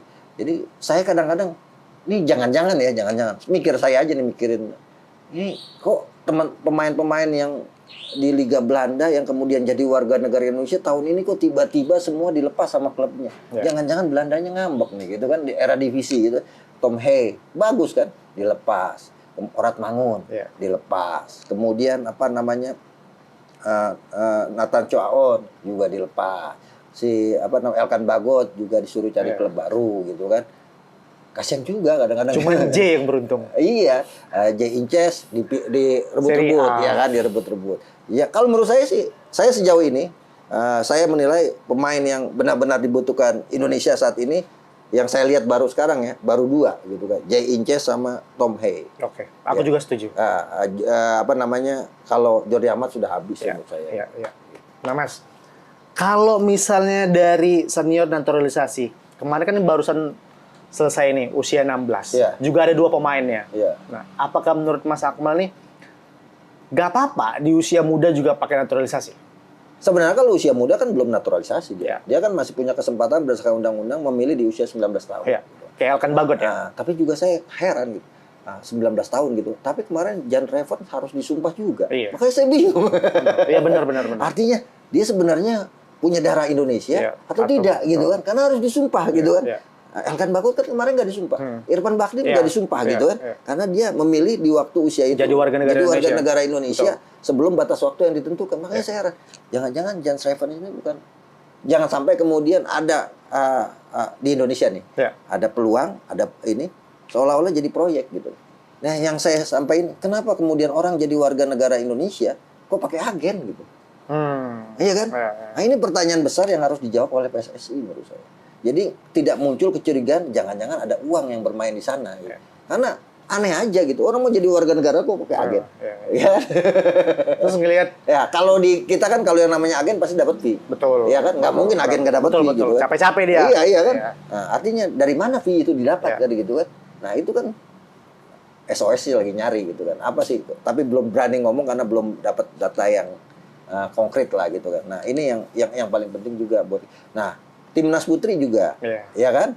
Ada lagi data. Tapi emang ini lagi hype news ya. Iya. Jadi kita nih Timnas Putri ketika datang pemain keturunan, wah yang nonton banyak gitu kan. 3 orang baru itu. Iya kan? Kayak kemarin sepak bola kita timnasnya cewek-ceweknya udah pada datang semua kan. Tapi U16 juga kemarin rame juga tuh. Iya, Gimana ngelihat perjuangan Coach Nova yang setelah udah 4,5 tahun dilatih Sintayong, Mas Akmal? Ya gaya-gayanya Coach Nova itu hampir mirip Sintayong. Oke. Yang paling pertama yang saya jelas lihat adalah line up-nya nggak pernah selalu berubah, nggak pernah paten gitu kan. Itu kan Sintayong gayanya kan. Kita nggak bisa memprediksi tuh skemanya Sintayong. Dan formasinya sama. Formasi yang sama. Pasti formasinya beda-beda. Gayanya udah sama, kedisiplinannya juga sudah gayanya Sintayong. Cuma permasalahannya adalah yang saya kritisi dari timnas ini masih Jawa sentris kemarin. Hanya dari Pulau Jawa dan 2 dari pemain Bali. Selebihnya Jakarta dan sekitarnya kan, Solo kemudian. Kita belum nyentuh Sumatera, belum nyentuh Maluku yang potensinya luar biasa bakat alamnya, belum nyentuh Papua, belum nyentuh Sulawesi. Dulu kalau mau cari gelandang bertahan yang bagus, cari dari Kalimantan. Gitu kan. Nah, ini kan masih ada daerah-daerah yang belum tersentuh. Artinya ke depan talent squad kita harus lebih menjamah seluruh Indonesia gitu. Karena kita punya bakat-bakat yang luar biasa. Nah, problemnya kita nggak punya bank data gitu. Jadi harusnya sekarang Pak Erick Thohir dengan melihat situasi saat ini harus memberdayakan Asprop, Askot, Ascap untuk bekerja semua. Yang nggak kerja jangan dikasih duit. Iya, jangan dikasih. Kan kemarin katanya di Kongres PSSI dikasih 500 juta per Asprop. Ya. Harus dikerjakan untuk melakukan pembinaan. Kalau tidak mengerjakan minta dibalikin duitnya gitu kan. Sehingga mereka Asprop ini kan harusnya kepanjangan tangan PSSI gitu. Nah, ini yang menjadi problem kita adalah pembinaan kita belum berjalan secara masif. Nah, ini yang dulu kenapa kita dulu punya pemain bagus, dulu kan ada Diklat, Salatiga dan sebagainya, PPLP gitu kan. Sekarang kan itu ya cuma sekedar akhirnya jadi tempat sekedar masuk aja tidak lewat seleksi gitu kan. Ya apalagi sekolah kita kan sistemnya gitu kan, nilai. Akhirnya sampai lari tuh ke SSB kemarin, saya ribut-ribut soal SSB yang akhirnya curi umur dan sebagainya buat juara, curi pemain. Ya gara-gara mereka butuh itu buat masuk SMP. Ya kan, jalur prestasi lewat sepak bola gitu kan. Harus jadi juara. Nah, ini kan problem-problem yang kita hadapi saat ini gitu kan. Nah, ya menurut saya kita di usia muda sangat bagus, punya potensi. Tinggal potensi ini bisa dibina dengan benar gitu kan. Banyak pemain-pemain muda kita yang bagus di usia muda tapi akhirnya belum berkembang. Kenapa? Karena jenjangnya nggak ada. Ya kan? Dulu misalnya Evan Dimas, abis itu dia selesai di timnas, dia tidak ikut kompetisi dan sebagainya, tiba-tiba masuk senior dengan ekosistem yang rusak gitu kan. Ya akhirnya bibit-bibit ikan yang bagus ini karena kolamnya keruh, kotor, rusak. Akhirnya ikannya bibitnya jadi penyakitan semuanya gitu kan. Dulu ada Maldini Pali. Iya, ada banyak pemain dan yang sampai kemudian generasi sekarang juga hilang karena itu gitu. Jadi kuras dulu kolamnya gitu kan. Bentar, aku mau ngomong satu. Apakah setuju dengan program yang pernah dibuat ada Garuda Select kemarin itu? Kalau saya nggak setuju sekarang. Karena apa? lebih baik dikirim satu-satu. Oke. Gitu kan, jangan sebuah tim. Karena kalau di sebuah tim udah akhirnya zona nyaman karena mereka akan kumpul dengan ini. Tapi kalau kemudian dikirim satu-satu ke sejumlah negara atau sejumlah klub, mereka akan ada motivasi untuk bersaing di sana. Itu yang dilakukan oleh misalnya Thailand. Waktu itu ke Leicester City kan, dikirim tuh Thaksin Shinawatra waktu itu kan Terasil Dangda, Terasil Dangda dan sebagainya. Tapi kalau saya ngomong gini, saya dibilang mental titipan kadang-kadang. Gitu kan, kadang-kadang. Tapi mereka nggak memahami itu. Maksud saya gini, Pak Erik punya Oxford, ya kan? Pak Siar Sitarus punya Denver. Kemudian Pak punya Como. Maksud saya bukan jadi pemain profesionalnya, tapi pemain-pemain muda kita yang berbakat dititip di sana latihan untuk berlatih. Kalau kemudian latihan di sana potensial, akhirnya jadi homegrown kan, iya kan? Yang kemudian naik. Dan itu yang dilakukan oleh Korea dan Jepang dulu kan. Korea misalnya menitipkan pemainnya di Bundesliga untuk berlatih. Ternyata muncul 1, 2, 3 akhirnya jadi semuanya. Jepang juga gitu, walaupun dulu pemain profesional Kazuya Shimura tahun 80-an, 90-an tuh saya ingat banget kan, dikirim, gagal. Tapi habis itu dikirim lagi. Akhirnya muncul Nakata. Ya kan, yang akhirnya main bagus, Jepang akhirnya muncul. Nakata jadi jadi trademarknya pembinaan usia mudanya. Setelah itu Nakamura. Jepang, Nakamura dan sebagainya gitu kan. Di kita kan yang datang Yamaha, Honda aja gitu. Honda datang. Oh, kita ada Taishi Marukawa. Nah, artinya itu bisa dilakukan gitu kan. Saya pernah ngomong sama Bang Siar. Bang Siar dulu mau Marcelino Ferdinand waktu itu kan. Gue mau Marcelino Ferdinand sama Witan, tapi kan agennya mengarahkan ke tempat lain. Dan dia pemain profesional yang harus gaji besar gitu kan. Jadi di Belgia kata Bang Siar gitu, pemain asing itu harus gajinya lebih tinggi dari pemain lokal. Itu yang terjadi di Bagus Kavi. Betul. Ya artinya kan ini kalau dari usia muda sekarang yang 16 ini dititipkan buat latihan gitu. Bukan buat pemain profesional. Bukan buat menghasilkan uang. Itu bagus. Tapi jangan satu tim. Kita kan udah punya proyek gagal yang satu tim. Mulai Garuda 1, Garuda 2 udah gagal. Kemudian Primavera, Bareti, SAD sampai Garuda Select, ya kan. Nah, artinya kan kalau hanya keledai yang jatuh di lubang yang sama. Jadi menurut saya sekarang waktunya kita menyebar pemain-pemain itu lewat sister city dengan klub. Nah ini yang perlu dikembangkan oleh klub-klub profesional kita. Bisanya gitu kan, Persija sister city dengan siapa, punya hubungan diplomasi dengan siapa. Ya kalau di dunia politik, di dunia pendidikan pertukaran pelajar lah. Ya, harusnya kalau top 5 klub Indonesia harusnya bisa lah untuk Asia juga. Persija, Persib, Bali United, pasti tim-tim Asia juga mau sih. Ya jangan sampai kemudian yang datang justru sini franchise-nya kan. Iya sih. Iya kan, franchise-nya aja yang datang ke sini gitu kan. Tapi harusnya Marcel itu juga, ini kan dia kontraknya di Denze udah habis nih. Harusnya ke Denver bisa lah, harusnya. Dulu kan gitu. Ternyata agennya mengarahkan ke itu ini. Jadi kan agen pasti kalau udah mengarahkan itu kan ya agen pasti nyari bayaran yang lebih besar dong. Orang saya sampai bilang gini, "Bang, udah aja Bang, jadiin homegrown." Terusnya gajinya di atas meja aja besar, tapi kemudian nggak bisa di Belgia itu pajak ketat kata dia. itu yang terjadi waktu obrolan saya. Dan kemarin saya masih telepon, Bang, itu tarik aja ke Denver kan promosi tuh. Betul. Iya kan? Tarik di sana. Gitu. Ya kita nggak bisa narik karena tergantung pelatihnya juga baru minat atau enggak karena usianya Marcelino udah usia pemain profesional. Waktu itu kan sebelumnya yang 2 tahun sebelumnya dia masih usia 17-an 18-an masih bisa jadikan pemain homegrown. Cuma kan nggak mungkin agennya mau berlatih di situ nggak dapat nggak dapat apa-apa. Itu yang jadi problem kita. Jadi menurut saya sekarang pemain-pemain muda kita U16 ini ya udah ekspor aja keluar. Gitu kan, dititipin lah di Inggris Pak Siap punya. Di Australia nggak usah jauh-jauh, Australia di Brisbane Roar kan punya Panirwan Bakri juga. Atau kemarin saya ketemu si Robi Gaspar, dia siap tuh untuk memfasilitasi pertukaran pelajar istilahnya. Cuma orang Indonesia kan gini, gue di sana ngapain belajar? Mendingan gue di sini gue dapat jadi pemain profesional kan gitu kan. Gaji gede. Iya kan, gaji gede. Jadi kalau kata Michael Essien, kelemahan pemain Indonesia itu ada karena mereka tuh udah merasa berada di zona nyaman kalau sudah dilulukan supporter, walaupun jadi pemain cadangan, kemudian punya pacar cantik, gitu kan, punya rumah, berangkatin orang tua umroh, haji, gitu kan, udah merasa cukup sampai di situ. Waktu dulu saya ingat banget tuh Essien sebelum keluar dari Persib ketemu saya di di Marriott, dia cerita, dia bilang Febri Haryadi Ya, ini, benar. dia bilang gitu kan, ini lebih hebat, lebih berbakat dari pemain-pemain yang ada di Afrika. Ya. Cuma masalahnya, ya itu soal Udah di zona nyaman. Iya, berada di zona nyaman karena udah ini lebih berbakat dia bilangnya. Dulu saya waktu di timnas U20 Ghana, kita sepakat di ruang ganti siapa yang nggak bisa main di Eropa berarti Gagal. kita generasi gagal. Iya. Nah, itu yang itu. Nah, semangat itu yang harus dibangun dengan tim U16 ini. Iya. Mungkin Firza Mirjatullah bilang, kita harus main di luar negeri semua. Iya. Kalau kita nggak bisa main di luar negeri, kita gagal lah. Gila gitu tuh kan. orang. Iya kan? Ngeri.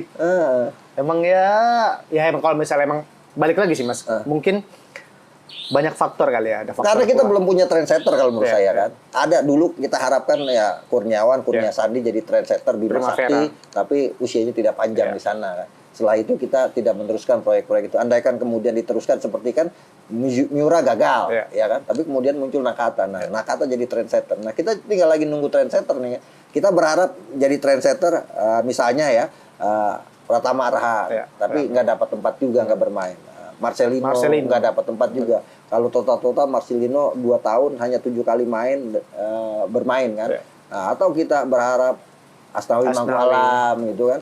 Tapi nggak lama kemarin di Korea Selatan. Sekarang udah ke Thailand. Nah, apakah kita berharap dengan tadinya sekarang kita berharap dengan pemain-pemain keturunan nih. Iya. Ternyata habis jadi warga negara Indonesia dilepas-lepasin klubnya juga. Jadi kita belum punya trendsetter itu untuk kemudian menjadikan motivasi pemain-pemain muda kita untuk main di luar negeri. Ini kita kayaknya Mas udah banyak banget kan ngobrol tentang dari Save Our Soccer, Liga 1, Timnas, Sintayong, prediksi Indonesia lolos ke putaran selanjutnya. Mas Akmal, makasih banyak. Enggak sampai pagi nih kita ngobrol. Panjang durasi kita. Nanti boleh episode selanjutnya boleh lagi kita ngobrol nanti selanjutnya. Setelah nanti Karena kalau ngobrolin sepak bola itu nggak cukup 24 jam. Betul. Ya kan? Ada masalahnya terlalu banyak. betul, lagi makan juga bisa ngobrol. Cuman durasi kita kayaknya udah cukup sampai di sini, Mas. Oke. Semoga Mas Akmal selalu sehat dan apa yang dikerjakan selalu lancar dan terus teman-teman di Save Our Soccer tetap menjadi wadah untuk membantu sepak bola Indonesia jauh kepada lebih baik lagi, Mas. Ya, karena doa kita dan harapan kita adalah ke depan sepak bola kita lebih banyak prestasinya dibanding masalahnya. Gitu kan? Mas, ada nggak kira-kira mau pesan lah kira-kira buat ya supporter lah, nggak usah jauh-jauh. Supporter kan hype-nya lagi rame nih. Iya, iya. Ya agak biar nggak terlalu agak-agak di luar kontrol lah kira-kira. Ya, kalau saya lebih banyak berpesan kepada mungkin supporter dunia maya Ya. bahwa kita harus bijak dalam menyampaikan pendapat gitu kan.